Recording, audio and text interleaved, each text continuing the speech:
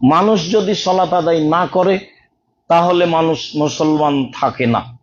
জাবির রাদিয়াল্লাহু তাআলা আনহু বলেন, রাসূল সাল্লাল্লাহু আলাইহি ওয়াসাল্লাম বলেছেন,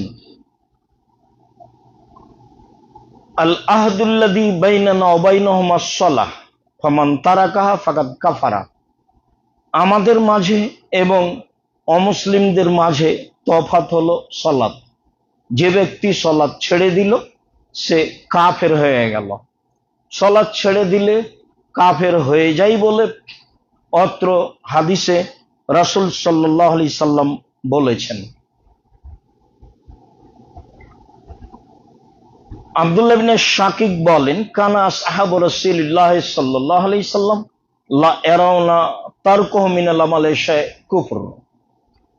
সাহাবীগণ যে কোনো আমল ছেড়ে দিলে তাকে কাফের মনে করতেন না।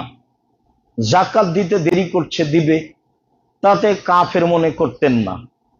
বা হজ বা অন্যান্য ইবাদত সালাত ব্যতীত। তবে সালাত ছেড়ে দিলে সাহাবীগণ তাকে কাফের মনে করতেন।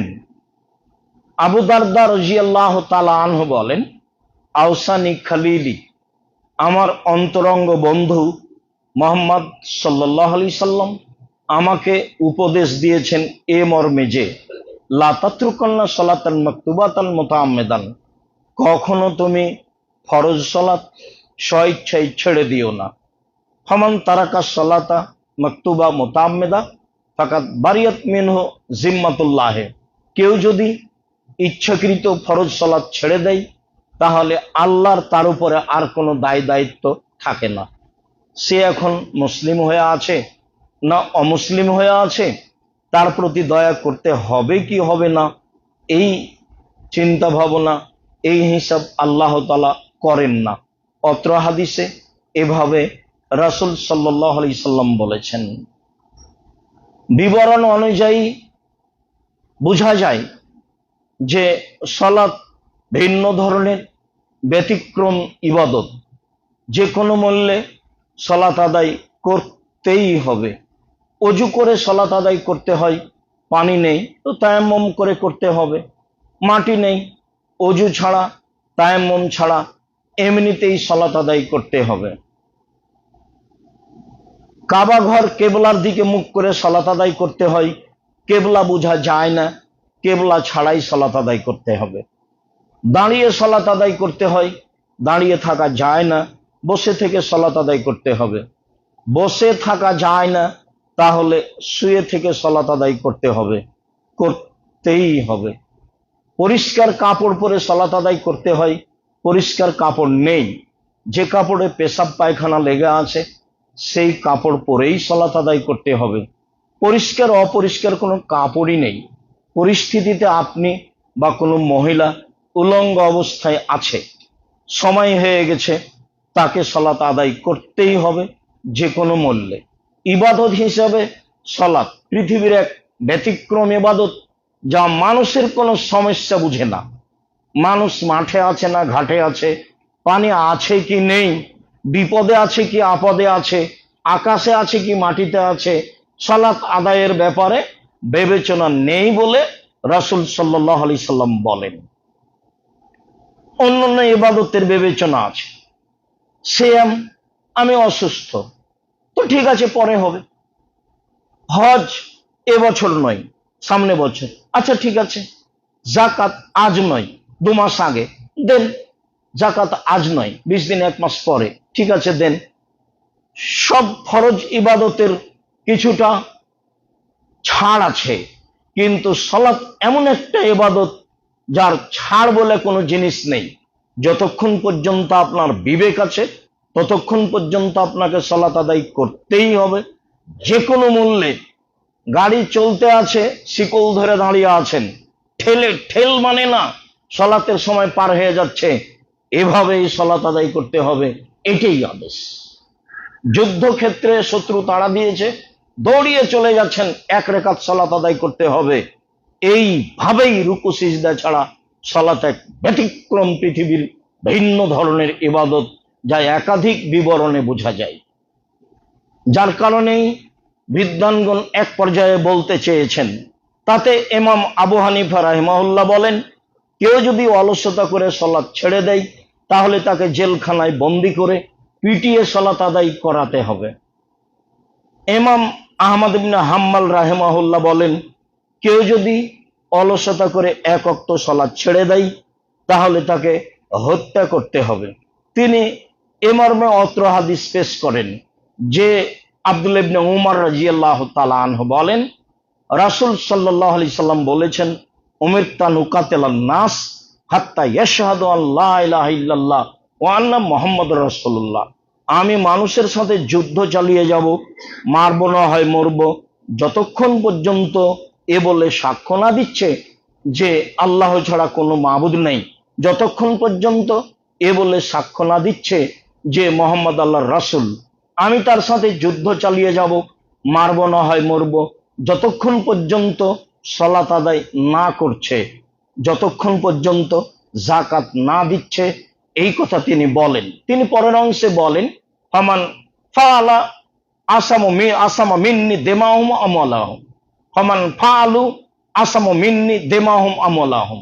যে ব্যক্তি যারা সালাত আদায় করলো, সিয়াম পালন করলো, যাকাত প্রদান করলো, তারা তাদের অর্থ সম্পদকে আমার থেকে নিরাপদে করে নিল। তাহলে বুখারী মুসলিমের অত্র হাদিসে বোঝা যায় যে যারা সালাত আদায় করে না তাদের রক্ত, তাদের অর্থ সম্পদ বৈধ, তাদের অর্থ সম্পদ লুটে নেওয়া যায়, তাদেরকে হত্যা করা যায়। অত্র বুখারী মুসলিমের হাদিসের অর্থ এটাই বলে ইমাম আহমদ বিন হাম্বল রাহিমাহুল্লাহ বলেছেন।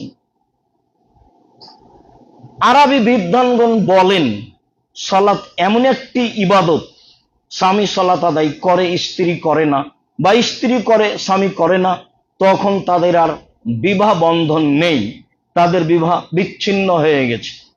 চেয়ারম্যান লাগে না, মেম্বার লাগে না, গ্রামের কোনো দায়িত্বশীল লাগে না, খাতা কলম লাগে না, বিবাহ এমনিতেই গেছে বলে তারা মনে করেন। তারা শক্ত পথ অবলম্বন করতে গিয়ে আরো বলছেন যে কোনো সালাত আদায় করে না এমন ব্যক্তি যদি মারা যায় তাহলে তাকে মুসলমানের কবরস্থানে কবর দেওয়া হবে না, তাকে শ্মশান ঘাটে ফেলে দিতে হবে। হিন্দু মারা গেলে যেখানে ফেলতে হয় সেখানে তাদের ফেলে দিতে হবে বলে তারা কলমে এই মন্তব্য করেছেন বর্তমানে। সম্মানিত দিনী ভাই বোন, আমরা মনে করি সালাত ইচ্ছাকৃত যদি অস্বীকার করে সালাত আদায় না করে তাহলে সে কাফের হয়েছে, হত্যার যোগ্য, এ কথাই ঠিক। অলসতাকেরা করে না, আজ করে কাল করে না, কাল করে আজ করে না, এইরূপ যদি হয় এমন হলে সে মহাপাপী, সে বড় পাপী, এ কথাই ঠিক। আমরা এভাবে বলে আসছি। বলছিলাম সম্মানিত দিনী ভাই বোন, সালাত একটি ব্যতিক্রম ইবাদত যা মানুষের জীবনে সবচেয়ে জরুরি। পুরুষ নারী যে যেখানে আছে, পৃথিবীর যে কোনো প্রান্তে যে কোনো অবস্থাতেই থাকবে, তাকে সালাত আদায় করতেই হবে, এটা তাকে মনে করতে হবে। মানুষের জীবনে এর চেয়ে জজকোর্ট হাইকোর্ট পৃথিবীর এমন কোনো কাজ নাই যেটা তার কাছে জরুরি হতে পারে সালাতের চেয়ে। বিষয়টি অবশ্যই গুরুত্ব সহকারে আমরা দেখব বলে মনে করছি। সম্মানিত দিনী ভাই বোন, সালাত আদায় করতে হবে রাসূল সাল্লাল্লাহু আলাইহি সাল্লামের পদ্ধতিতে, অন্যথায় সালাত কবুল হবে না, যা সূচনাতেই দুইটি হাদিস পেশ করে বলেছি। তার একটি আবারও পেশ করি। আবু হুরায়রা রাদিয়াল্লাহু তাআলা, এক ওযু, দুই রুকু, তিন সিজদা।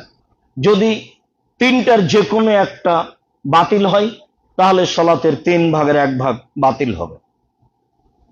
ধরে নিলাম কথার কথা, এটা হাদিসের কথা নয়, আমরা বুঝার জন্য যে 2 রাকাত সালাতে 300 নেকি পাবো। ওযু ঠিক হয়নি তাহলে 100 কেটে গেছে। যদি রুকু ঠিক না হয়ে থাকে তাহলে আর 100 কেটে গেছে। যদি সিজদা ঠিক না হয়ে থাকে তাহলে সালাত হয়নি, 1 নেকিও পাওয়া যাবে না, এ কথাই ঠিক। রাসূল সাল্লাল্লাহু আলাইহি সাল্লাম মসজিদে বসেছিলেন, একজন সাহাবী প্রবেশ করে সালাম দিয়ে সালাত আদায় করলেন। আল্লাহ নবী বললেন, তুমি সালাত আদায় করো, তুমি করনি। সাহাবী আবার সালাত আদায় করলেন। আল্লাহ রাসূলকে সালাম দিলে তিনি বললেন, তুমি সালাত আদায় করো, তুমি করনি। আবার তিনি সালাত আদায় করে রাসূলকে সালাম দিলে আল্লাহ রাসূল বললেন, তুমি সালাত আদায় করো, তুমি সালাত আদায় করনি।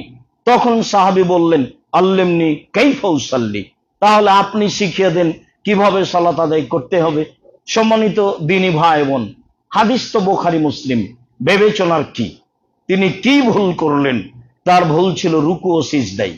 রুকু এবং সিজদায় ভুল থাকলে সালাত হবে না, এ কথাই ঠিক। তিনি কি সালাত আদায় করেননি? অবশ্যই করেছেন। একবার নয়, দুইবার নয়, তিনবার সালাত আদায় করেছেন। একবার আল্লাহ রাসূল বললেন না, হ্যাঁ সালাত আদায় করেছো, তবে একটা সুন্দর হয়নি, খুব একটা ভালো হয়নি, এ কথা তো তিনি বললেন না। তিনি বললেন সালাত আদায় করো, তুমি করনি। সালাত আদায় করো, তুমি করনি। সালাত আদায় করো, তুমি করনি। একবারও বললেন না সালাত আদায় করেছো কিন্তু খুব একটা সুন্দর হয়নি।